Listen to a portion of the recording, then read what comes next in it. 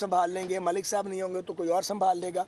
तो वो हमने उसको एक यहाँ पे आए हैं, अपनी जिम्मेदारी अदा कर रहे हैं, चंद दिन तक इंशाल्लाह आ जाएंगे। शेख रशीद साहब कह रहे हैं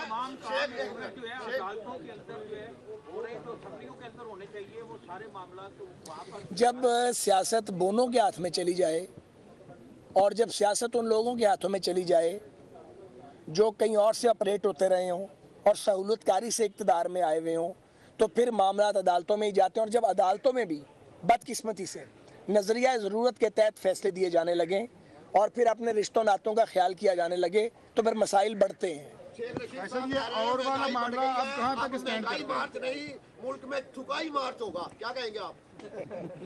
अच्छा शेख, इसे बंदा ना लिया करो। खाई साहब ये बताइएगा कि आटे का जो मामला है वो बहरान शिद्दत इख्तियार करता जा रहा है। सूबाई हुकूमत वफाक पे मलबा डाल रही है, वफाक जो है वो सूबाई हुकूमतों में मलबा डाल रहा है, पिस जो है वो गरीब आवाम रही है। कैसे इसका हल होगा? कौन असल जिम्मेदार है? नहीं देखिए,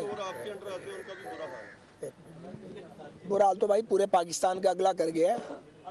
हमारी कारकर्दगी को कंपेयर करना है तो हमारे 5 साल को उसके 3.25 साल से करें ना। हम तो पाकिस्तान में सर्कुलर डेट 0 कर गए थे, वो कई सौ अरब का छोड़ गया। हम जीडीपी 5.8 पे ले गए थे, वो माइनस पे ले गया था। इस तरफ कोई नहीं आता। हम तो एक आए हैं एक कॉन्स्टिट्यूशनल चेंज के तहत, और जो तबाही है उसको अपने ज़िम्मे डाल ली है और उसको कॉम्बैट कर रहे हैं। 5 साल का और 4 साल का कंपैरिजन होगा। इसकी 4 साल तबाही का और वो 1 साल की तबाही जब नवाज शरीफ साहब को आर्टिफिशली और इंजीनियरिंग करके निकाला गया था और मुल्क को डिस्टेबलाइज किया गया था इमरान के सहूलतकारों ने। उनमें एस्टेब्लिशमेंट के लोग भी थे और उसमें जजेस भी थे। वो लोग जिम्मेदार हैं जिन्होंने पाकिस्तान को, और साथ इमरान खान उसका मेन बेनिफिशरी है। सच पूरा बोलना चाहिए। एक मिनट प्लीज़, बात कर रहे थे। मेन बेनिफिशरी इमरान खान है उसका, इस सारे खेल का। वो आज भी उसका बेनिफिशरी है। अब जो तबाही मचाई है 4.25 साल इमरान के और 1 साल वो जब नवाज शरीफ साहब को बेटे से तनख्वाह ना लेने पे नाअहल कर दिया गया था, आपने इलेक्टेड हुकूमत को उखाड़ के फेंक दिया, तो मुल्क में जलजला नहीं आना था। ये वो 4.25 साल का किया दरा है, उसको हम भुगत रहे हैं अपनी सियासत दाव पे लगा के, डे टू डे। अब तो फायर फाइटिंग हो रही है इस वक्त, इसमें कोई शक है? इसमें छुपाने वाली कौन सी बात है? रह गया आटा या दवाइयाँ या और बहुत सारे मामलात, सारा काम फेडरल गवर्नमेंट का नहीं है। अच्छे से पता सारे लोगों को फेडरल सब्जेक्ट क्या और प्रोविंशियल सब्जेक्ट क्या है। तो मामला ये है कि एक आदमी 2 रियासती हुकूमतों का और 2 सूबाई हुकूमतों का हाकिम है। वो कहता है मेरी जिम्मेदारी कोई नहीं है। वो कहता है जी आप इलेक्शन करवाएं। इलेक्शन तो और काम को ख़राब कर देगा। जो जीतेगा वो जीता होगा, दूसरा कहेगा मैं नहीं मानता।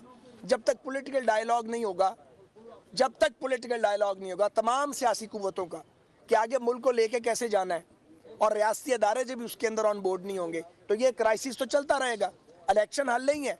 इलेक्शन की बजाय कंसेंसस हल है। आप अपनी टर्म पूरी करें ना। आप, आपके पास केपी की हुकूमत है, पंजाब की हुकूमत है, गिलगित बिल्तिस्तान है, कश्मीर है, आप वहाँ पे डिलीवर करो। हमें भी काम करने दो। इलेक्शन में अपनी अपनी परफॉर्मेंस लेके आएंगे। लेट पीपल शुड डिसाइड कि वो किसको वोट देते हैं।